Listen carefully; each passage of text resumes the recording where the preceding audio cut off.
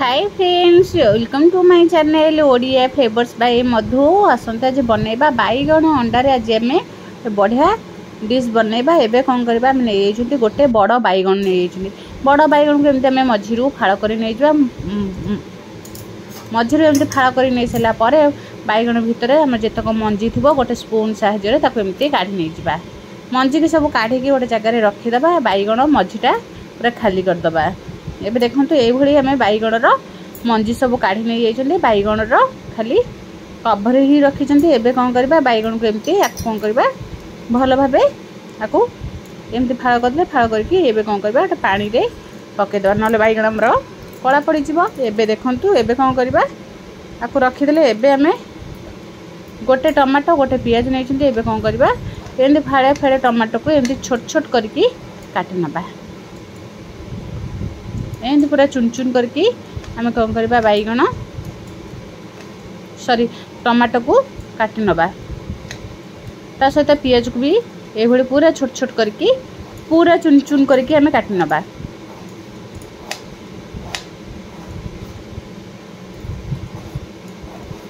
एमती पूरा आम जमती छोट छोट कर कटा हुए, जमती अंडा आमलेट हुए से भली भाव आम काटी दीजिए। एबे देखंतु आमर काटिदेले। एबे कौन करबा, थाली रे आम कौन करबा, आगुरु टमाटो पियाज कच्चा लंका को भी आम काटिक नहीं। एबे आउ टिके टिके ताको एमती काटिदेले।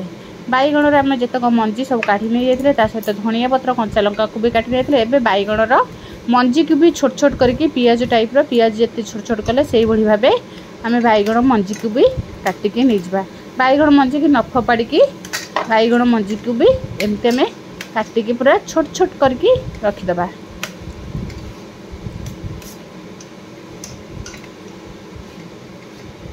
पूरा कौलिया बैगण ने बिल्कुल भी आम देखो बैगण मंजी है नहीं, पूरा कौलिया कौलिया आमर बैगण।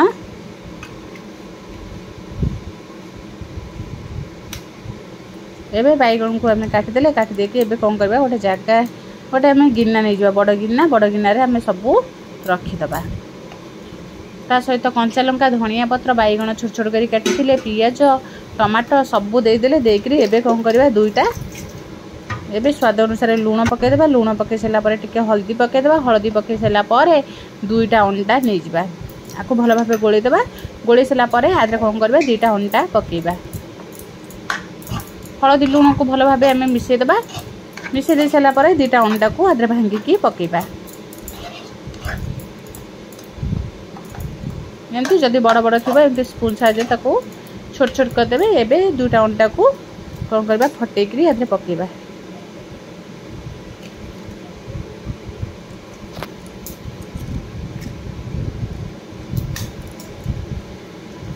अंडा दुईटा पकईदे। पकईदे एबे कौन करबा, जो मैंने जब बैगण न खाऊे यही भाव आम अंडा टमाटो अंडा ता सहित टमाटो कंचा लंका धनिया पत्र पियाज सब देकरी एमती बढ़िया आम डिश बन पारिबा। एबे देखंतु अंडा को भल भाव फेंटी दबा। अंडा जमती आम पूरा फेण हो आसे, कहीं हल्दी लुण पकई आउ कि पकईबानी। एबे कौन करबा, गोटे फाइन पैन को गैस उपरे बसैबा। बसैले गैस उपरे एबे कौन करबा, गैस को लगेदेबा। लगेकी आपको गरम होगा को छाड़देबा। गरम हो गले एथे दबा गोटे स्पून सोरष तेल। सोरष तेल को टिके गरम होगा को छाड़देबा। तेल आम बढ़िया से गरम हो गला पर एबे कौन करबा, आम पैन चारिपटे लगेदेबा। लगेदेले लगेदेक आम आगुरी काटिकी रखिथिबा बैगण को एमती तेल रे पकईदेले। एमती साइज करी पकईदेले। पकईदेकी एबे कौन करबा, आपको भल भाव सीधा करदबा। सीधा कर सारा पर एबे आम गोले रखी अंडा को आधे देदबा। आधे एमती देदेले दुईटा धीरे एमती देदबा। जी बड़ा ताको रखिदेबे।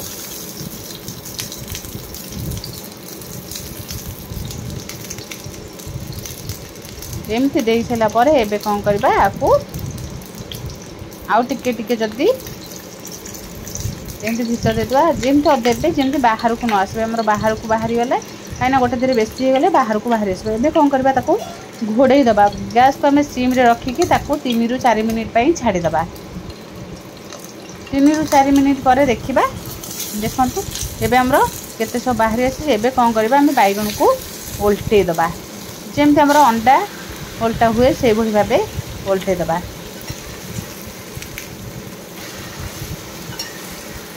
एमती ओल्टे देले से सब ता भितर ही रही जीवो जदि बाहर को बाहरी आसे ताकू एमती भितर रखी देले भी से पूरा बढ़िया से हमर पूरा लागी की रहइबो।